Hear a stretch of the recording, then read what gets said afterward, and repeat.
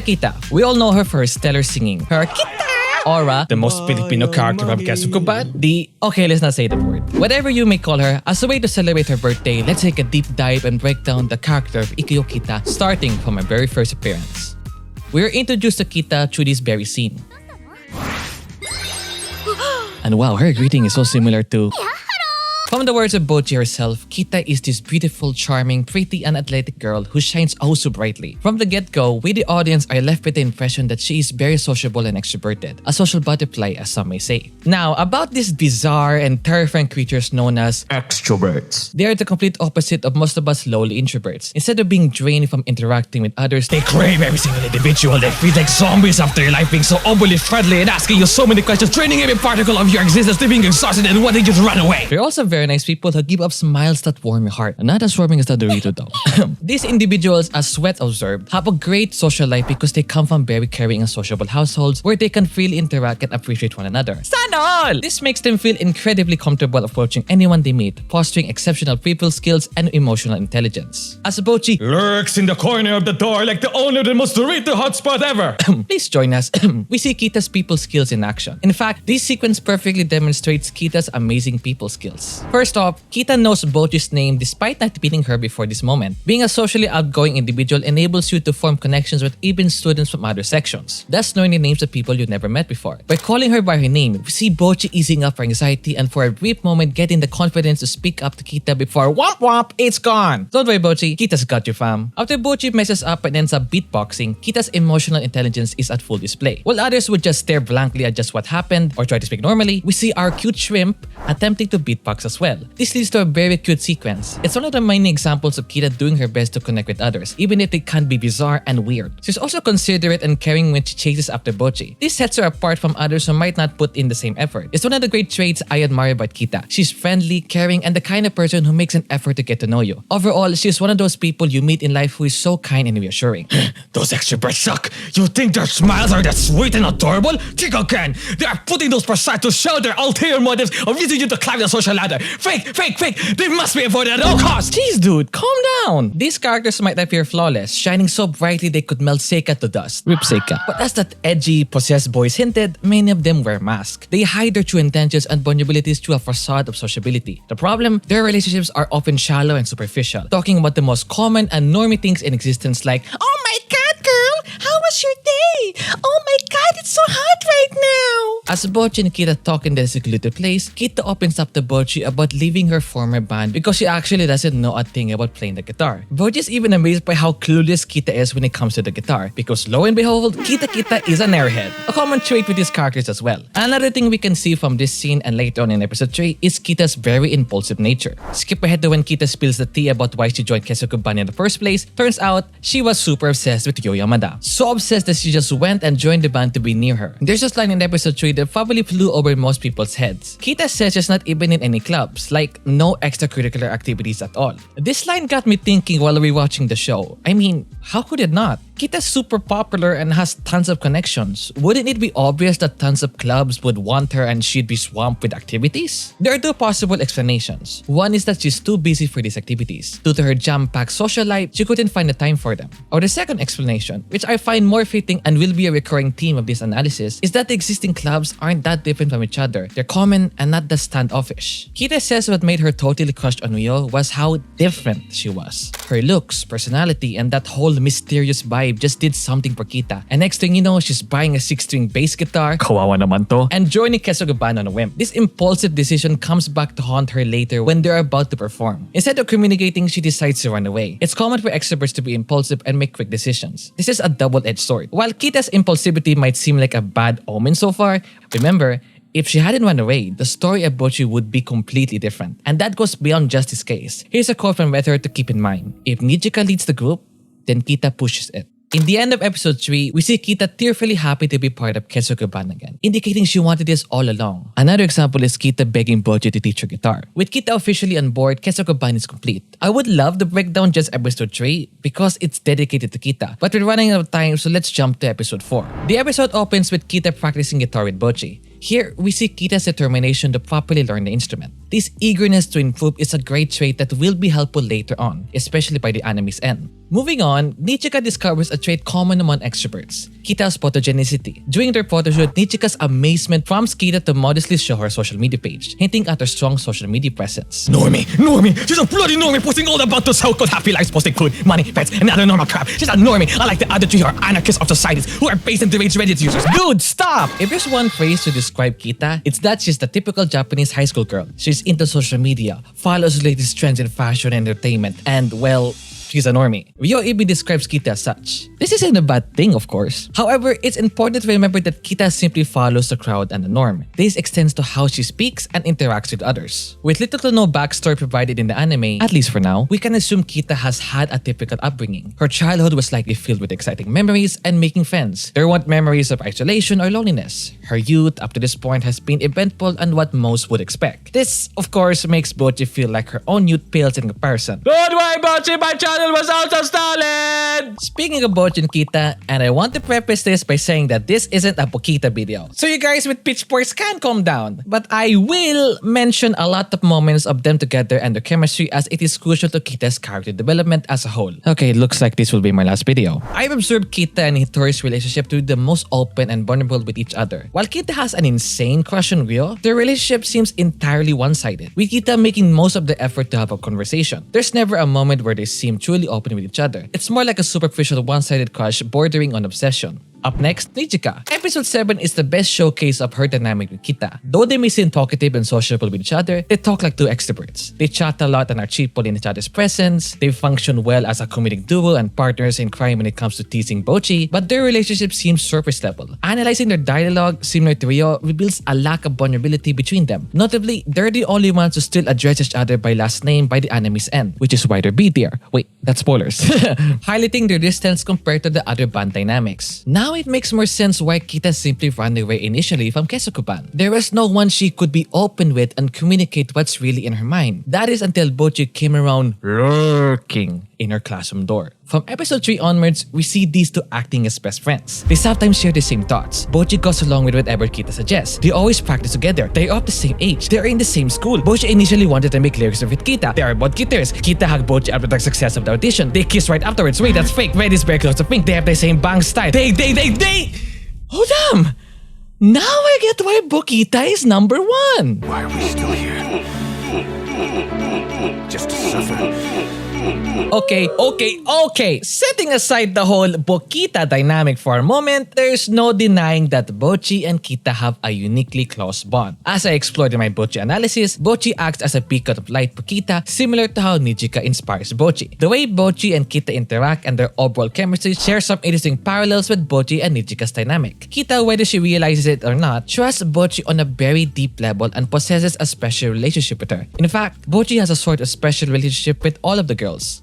But how can this be like? You cannot see this happen between Kita and Nijika, and you definitely cannot see this happen between Kita and Ryo. At first, she freaked out over the crazy antics and Bocchi time behaviors, but eventually she got used to them. Did Kita only benefit from this relationship? Of course not. Bocchi benefited as a whole. There were minor and major instances where Kita pushed Bocchi out of her shell to become an even better person. For the Bokita haters, you cannot also ignore that these two share the same insecurities and flaws, perfect sides of the same coin. Both possess low confidence as indicated by theory regarding the banks. Both are unstable in their sides of the introvert-extrovert spectrum. Both, okay, I'll not fall into the pit of Bokita land again, but what I'm saying is that despite being polar opposites, these two are perfect partners in bringing out the best sides of one another and help each other grow. Over the course of the episodes, Kita is knowing and being familiar with how this pink creature works. So much so in fact that Kita begins getting the same antics of Bocchi, notably in episode 8 where she shows the same Bocchi face over her first name, which is a great segue for this video's commercial break. Hello, my name's Nijika and I'm here to share 2 fun facts regarding Kita. Let's start with the details about her name. Why would Kita freak out over her first name?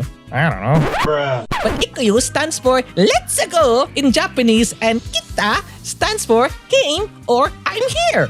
So it ends up being a pun for this example scenario. Kita sure's taking your time. Nijika, I'm here! Let's go! Okay, that sounds pretty stupid. Bruh. But hey, it's kind of cute that the line I'm here, let's go Ikuyo is her name. Aww. Call me Ikuyo again. I dare you. Kita Ikuyo! And do you know that kita has many meanings across various countries as shown in this meme? We see that kita could be about childcare services, the jaw in Finnish, we for the folks in the Malay states, bushy tails, but most importantly is its meanings for the Filipino language. Kita could mean to see or I see you. If you call her kita kita, but it can also mean salary, which is a perfect transition to answer the long and most talked about debate about kita. Is she Filipino or not? With all the insurmountable evidence, and by the order of the Oratrice Mécanique de l'Analyse Cardinal, Ikuyo Kita is officially 100% Filipino. Now before you say otherwise, let's look at evidence as pointed out by Sweat again. Kita shares the same traits of the common Filipino. Very sociable and positive, hospitable, loves playing basketball, loves to takes lots and lots of selfies, so on and so forth. When one thinks of a Filipino, one can look at Kita Kita. Kita is very much sociable, outgoing, and is the life of the party. During the summer break arc in episode 9, we see how much Kita spent her summer going out and about hanging with her friends. This packed schedule leads her to almost not hang out with Kessoku and especially Bocchi, who ends up burying cicadas outside of Starry. Now, I hope her busy social life won't become a point of conflict for the future of Kessoku. After all, that's the challenge with being very sociable. You have to maintain all those connections, which can be tiring to say the least. But it shows another valuable trait Kita has. She's considerate. We see this when she thinks about inviting Bocchi but decides against it, knowing Bocchi wouldn't be comfortable with unfamiliar people. In episode 9, we see Kita's considerate side in full swing. She doesn't complain when forced to carry the lifeless pink creature around. She even tries her best to create a summer memory for Bocchi. Offering her ice cream after the bird snatched it away is just sweet. However, this same considerateness can sometimes tip over into pushiness, a common trait for these characters. Her pushiness almost killed the 3 indoor types by climbing the stairs, but Bocchi saved them by noticing the escalator and being Ryo's bank account. Throughout this episode, we see Kita one activity after another pushing the band to this and that to make the most of this last day of summer. She practically carried this episode. Remember this about Kita. While her methods can be a bit much at times, her pushiness always comes from a good place. There are people who will push you for their own gain, but Kita's outlandish tactics are fueled by nothing but good intentions. Bocchi in the end was grateful for what Kita did that day for her. Now, she feels at ease because there's a summer memory she can cherish and look back to. A summer memory she will never forget. Remember that quote I said earlier in the video where if Nijika leads the group, then Kita pushes it? Well, episode 10 is perfect for this very quote. Kita, against Bocchi's will, submitted the form that would allow Kessoku to perform at the upcoming school festival. Initially, Bocchi freaked out and dies that she has to perform now. But jumping forward to one of the best Bocchi and Kita moments, to the apology right before the end of episode 10, we see that Bocchi is quite grateful for what Kita did. ありがとうございます。最初はどうしようって思ってたんですけど、今はちょっと楽しみっていうか。Bocchi admitted that she was initially shocked over the idea of performing, but as the audience knows, she wanted it deep down. Bocchi was that close, a freaking few centimeters away from dropping that form, but her anxiety kicked in, the negative thoughts, the fears, the potential embarrassment kicked in at just the right moment before she made a move so brave and courageous. Others have argued that Bocchi shouldn't have done that. She, instead of Kita, should have made that move. But as one Redditor pointed out, it's damn hard sometimes to push yourself and have the courage to do something so outside of your comfort zone. This very moment is a reminder that sometimes our fears will come back again to haunt us when we thought we are going so well now. They strike at the worst timings possible and leave you crippled from taking that step. Kita did what Bocchi couldn't at that time. By giving her that final nudge, Kita helped Bocchi step outside her comfort zone and create a memory she wouldn't regret. Kita from her view knew that Bocchi threw that form on purpose, but still decided to submit it because she now admires Bocchi. This moment in episode 10 also shows how much Kita has grown as a character. The earlier Kita would be too ashamed to even apologize or even run away when confronted to speak the truth. But here, she used all she had to tell Bocchi the truth about the form. The truth of her wanting them to perform. That's character development right there. Being earnest and honest. In fact, these two have begun to crack more of each other's shells from this very moment. Others have observed that these two were not that open with one another before this very moment. Though they were the closest, there was still awkwardness and friction between the opposite sides of the coin. But there is one detail Kita couldn't possibly tell to Bocchi personally. I mentioned during the earlier parts of the video of Kita admiring individuals who are standouts. This is a small detail many have observed about Kita. On the surface, her infatuation for Ryo is about how cool she is. In her words, her unisex look and that mysterious aura. I mentioned as well that this infatuation was the spark Kita needed to do something extracurricular and beyond her studies and hanging out with friends. I ponder, however, why would Kita be that moved by people like Ryo and later on by Bocchi who are so different from her in many ways? Kita is a normie, a conformist, someone who follows what's popular and trending with no standout feature of her character other than being a phenomenal singer. Now, this is more hypothetical and in theory territory, hence why this is at the last section of this analysis, but I want to present a plausible case of Ikuyo Kita.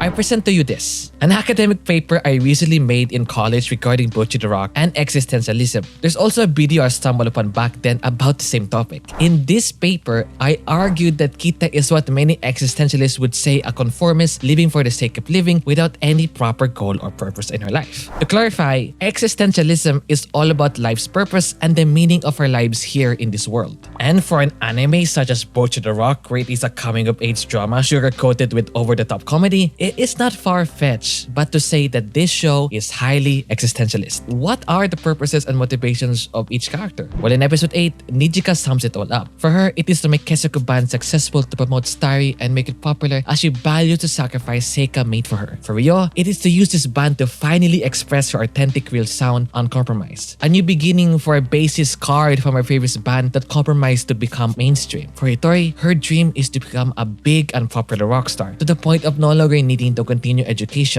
Of course, Bocchi's dream is the most absurd of all of them. But in the end, these characters are motivated every day for the goals. But how about Kita?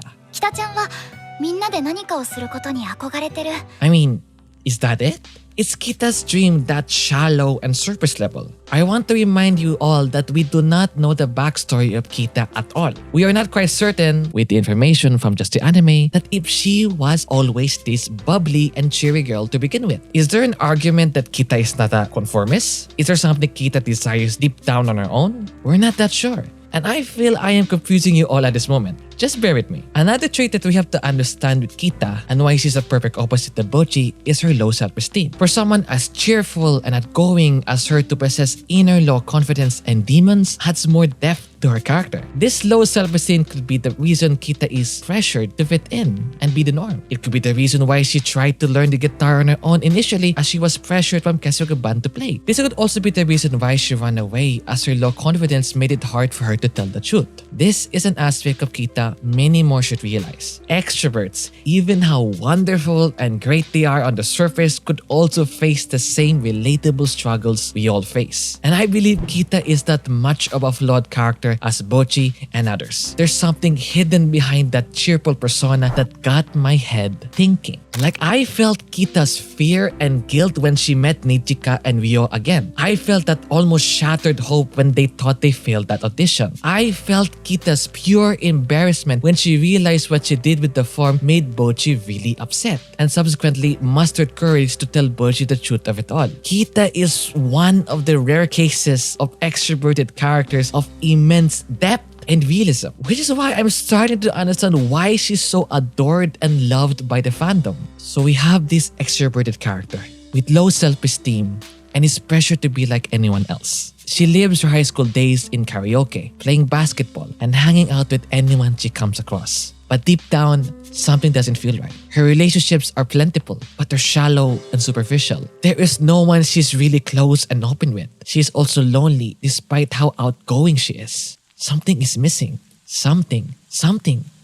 What could it be? As she walks on one fateful day in a random street, she notices a bassist performing with her band. She noticed how odd she looked. She was wearing guy clothes as a girl. Her vibes felt different. Her aura was so different from anyone she has ever met. Soon, she follows and keeps track of this mysterious bassist. And when she found out that she left her band and her new one was looking for members, Kita impulsively, with no experience in music whatsoever, joins what may soon become Kessoku band. She may not realize it, or it is not certain, but Kita found something different, something worthwhile, as Nijika would say it. Her infatuation with Ryo was short-lived, however, as she began to realize that Ryo was not that mysterious, and her brain is peanut size. Is it over for her? Quite not. Because right beside her is a girl of equal absurdity, and maybe even more insane. A girl that invited her to join Kessoku band in the most embarrassing and cringiest way, but Kita doesn't mind.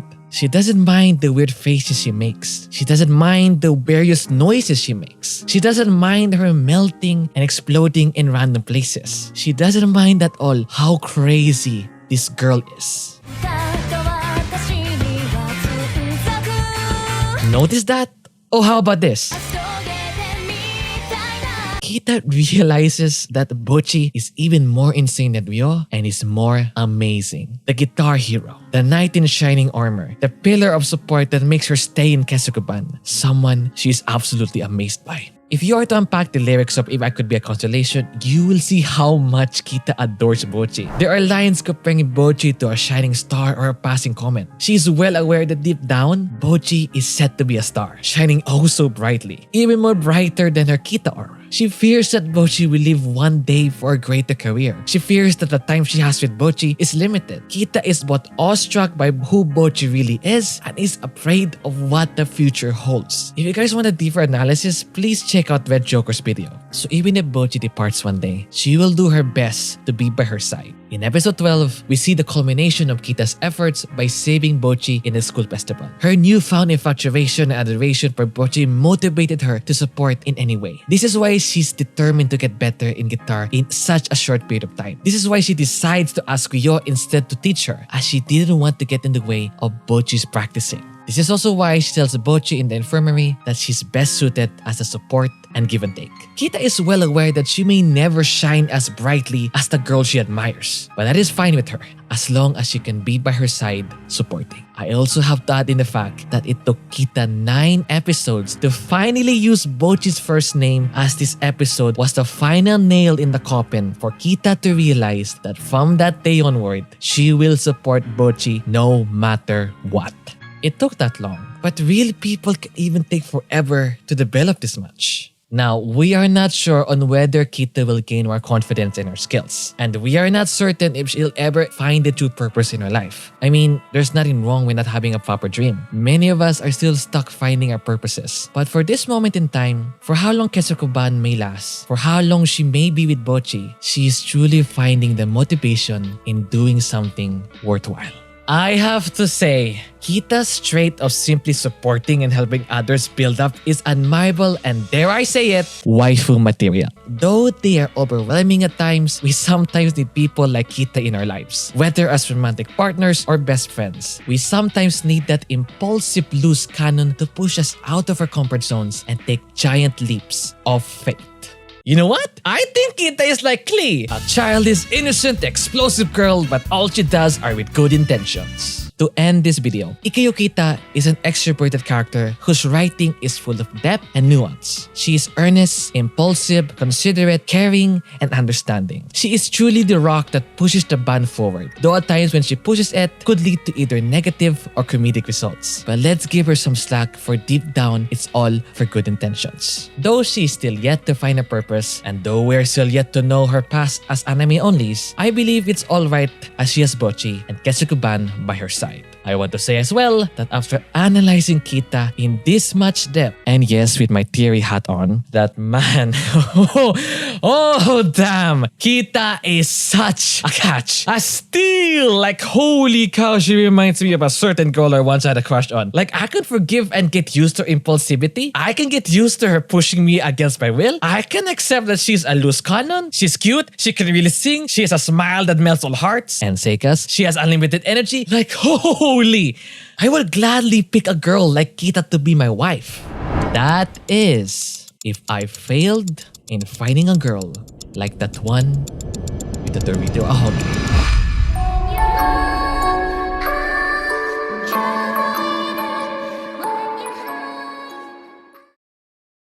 If you made it to the end of this video, I want to say thank you. I want first of all to shout out the people in my Discord server who helped me in understanding Kita. I didn't get to showcase their input a lot in the main video, but their inputs were helpful for this analysis, hence me flashing the responses here. I am really excited for the Nijika analysis for obvious reasons. And in the whole month of May, I want to dedicate all my time and effort in creating Nijika themed content, but I'll also be looking for help from the server. So consider joining the server and help me cook something really special for our goddess Nijika. And if you enjoyed this video so much, consider liking this video and subscribing. Okay, off I go.